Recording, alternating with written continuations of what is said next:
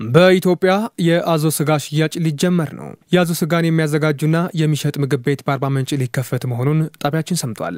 የአርባ ምንጭ አዞ እርባታ ስራ አስኪያጅ አቶ ዳዊት ዳኜ ለኢትዮ ኤፍኤም ተናገሩት በአርባ ምንጭ ከተማ የአዞ ስጋ ምግብ ቤት ለመክፈት እንቅስቃሴ መጀመሩን ገልጸዋል። የውጭ ሀገር ቱሪስቶች የአዞ ስጋ ለመመገብ የሚጠይቁ መሆኑን የገለጹት አቶ ዳዊት ጥናት ተደርጎ ከአንድ ዓመት በኋላ ሬስቶራንት ለመክፈት እንደታሰበም ተናግረዋል። ደንበኞች የውጭ ሀገር ዜጋ ደንበኞች ከፍተኛ ፍላጎት አለ። ከፍተኛ ፍላጎት ስላለ ደግሞ እኛ ያው አሰስመንት ሪከርድ ያረግን ዳታ ኮሌክት ያረግን በዛ መሰረት ደግሞ ብንከፍትና የውጭ ሀገሮች ዜጋዎች አቅርበን ቀስ በቀስ ደግሞ የሀገር ውስጥም ይለምዳሉ እና ያ ነው እቅዱና በእነሱ ፍላጎት መሰረት ስለሆነ እኛ ደግሞ የሚጠበቀው በፍላጎታቸው መሰረት ማስተናገድ ነው። እኛ ገቢ ነውና ለዛ ነው ከዛ አንፃር ነው ያን ሀሳብ ያመጣ ነው። ግን ከዛ ሀሳብ ደግሞ አሁን ላይ ተቋሙ ከፍተኛ ለውጥ የሚፈልግ ተቋም ነው። ብዙ ነገሮች ይቀሩታል። ተቋሙ ማስተካከል፣ ማሳመር፣ ግቢውን በደንብ ለቱሪስት ሳቢ ማድረግ እነዛ ፕሮጀክቶች ቀድመን እየሰራን ስለሆነ ቢያንስ እነዛ ፕሮጀክት ሲያልቁ ቀጣይ ዓመት ላይ ደግሞ አሁን ያልኩን ነገር ስለምንጀምር ፕላን ላይ ነው ያለው። ኢምፕሊሜንቴሽን አልተገባም ነው። የውጭዎች ቱሪስቶች ጋር ከፍተኛ ፍላጎት እንዳለው ዋና ስራ አስኪያጁ አቶ ዳዊት አንስተውም አሁን ላይ በሐሳብ ደረጃ ነው ያለው ጉዳይ ወደ ተግባር አልተገባም ብለዋል። በአካባቢው አዞዎች የሚንከባከቡ ሰዎች የአዞ ስጋ እንደሚመገቡ የሚናገሩት አቶ ዳዊት ይህም በስፋት እንደተለመደና አዲስ ነገር እንዳልሆነም አንስተዋል። የአዞ ስጋ በጣም ጣፋጭና መድኃኒት መሆኑን በጥናት አረጋግጠናል። እናም በቅርቡም የአዞ ስጋ ሽያጭ በይፋ እንደሚጀመር አንስተዋል። ሲኖ በጣም ዴሊሽስ ነው እውነት ለማውራት እና እንዲሁም ኒውትሪሽናል ቫልዩን ከሌሎች ስጋ እንትኖች ጋር ሲነጻጸር እነዚህ ከዶሮ ከበሬ ከተለያዩ እንትኖች ጋር ሲነጻጸር ያለው ኒውትሪሽናል ቫልዩን እንትኑን ሁሉ ሼር ያደርግልያለሁ ከፈለክ ማለት ነው።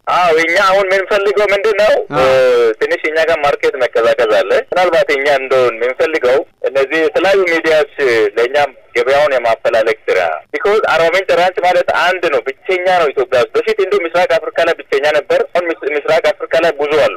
እንደ ሀገር አንድ ራንች ኖሮን አልተሰራበትም። በጣም የሚገርም ነገር እንደ ሀገር አንድ ራንች ነው ያለን። ግን ያ ከፌደራል መንግስትም ሰፖርት አድርጎ እዚህ አካባቢ ያለው መንግስትም ሰፖርት አድርጎ አዞ ሽያጭ ፕሮሰሱ በትክክለኛ መስመር ቢሄድ ያላነሰ ገቢ ነው የምናገኘው። እውነት ለማውራት ያላነሰ ገቢ ስጋው ይሸጣል። ስጋው በፊት አልተለመደም። አሁን ስጋው በጣም ይፈልጋል። ራንቹ ተቋቁሞ 41 ዓመት ነው። እዛ ደግሞ ከራንቹ ጋር አዞ የሚንከባከቡ የሚያጸዱ እነሱ ጋር የተላመዱ ሰዎች አሉ።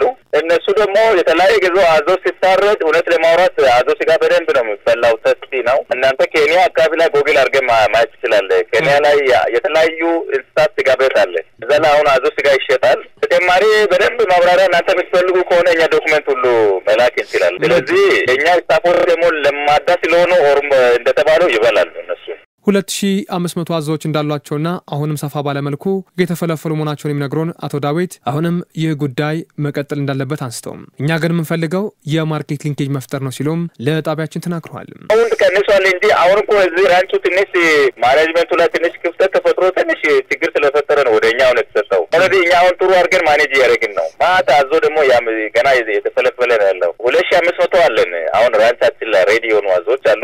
አሁን ደግሞ ሀይቅ ዳር ደግሞ የተፈለፈሉ ለመፈልፈል እየጠበቅን ያለናቸው አዞዎች አሉ። ስለዚህ ዋናው ነገር ምንድነው ማርኬት ሊንኬጅ ነው። በቃ አሁን ሚዲያ መጮህ ያለበት ማርኬት ሊንኬጅ ነው። ምክንያቱም አገር ሀብት ነው። የአገር ሀብቱ ገበያ ተፈጥሮለት በተለይ ከውጭ ካምፓኒዎች ጋር እኛ ሊንኬጅ ብንፈጥር መንግስትም እንደ መንግስት በደንብ ቢያጮኸው ምን ይሆናል? ሲስተሙ በቃ ይዘረጋና ታምር ነው የሚሰራው። እውነት ለማውራት ታምር ነው የሚሰራው። ኢትዮጵያ ከአዞ ሽያጭ ወደ 60 ሚሊዮን ገደማ ገቢ እያጣች መሆኑን የሚናገሩት አቶ ዳዊት በአርባ ምንጭ 60% የሚሆኑ ሰራተኞች ደግሞ የአዞ ስጋ ይመገባሉ ሲሉም ተናግረዋል።